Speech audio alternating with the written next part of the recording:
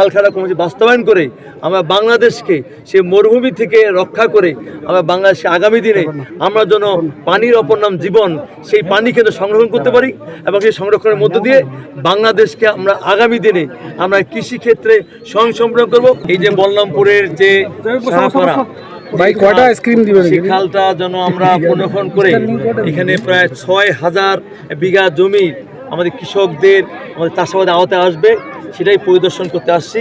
আমাদের নির্বাচন ইশতেহারে কিছু কিছু বিষয় ছিল, যেমন আমরা আজকে আমাদের ক্যাবিনেট মিটিংয়ে আমরা নির্বাচন ইশতেহার ঘোষণা করেছিলাম আমরা কৃষকদের ১০,০০০ কৃষি ঋণ মৌকুব করে দিব। আজকে আমাদের ক্যাবিনেটে কিন্তু সেটা সিদ্ধান্ত হয়েছে এবং কৃষক তাদের ১০,০০০ কৃষি ঋণ মৌকুব পাবে।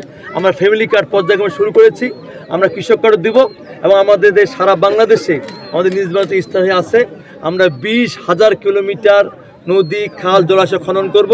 সেটারই ধারাবাহিকতা আজকে আমার এখানে পরিদর্শন এবং আমরা অল্প দিনের মধ্যেই আমরা সারা বাংলাদেশে এইভাবে যতগুলো আমাদের খাল আছে, নদী আছে, জলাশয় আছে সেগুলো খনন করব এবং খালখাড়া কর্মসূচি বাস্তবায়ন করে আমরা বাংলাদেশকে সে মরুভূমি থেকে রক্ষা করে আমরা বাংলাদেশে আগামী দিনে আমরা যেন পানির অপর নাম জীবন সেই পানি কিন্তু সংরক্ষণ করতে পারি এবং সেই সংরক্ষণের মধ্য দিয়ে বাংলাদেশকে আমরা আগামী দিনে আমরা কৃষিক্ষেত্রে স্বয়ংসম্পূর্ণ করব।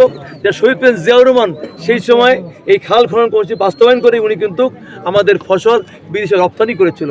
আমাদের তারেক রহমানের নেতৃত্বে সরকার, সেই সরকার আমরা সেইভাবে আমরা পদক্ষেপ নিচ্ছি। ইনশাল্লাহ আপনাদের সকলের সহযোগিতা এখানে আমার বাস্তবায়ন। মিক্সার গ্রাইন্ডার ঝামেলা কমায়, সময় বাঁচায়।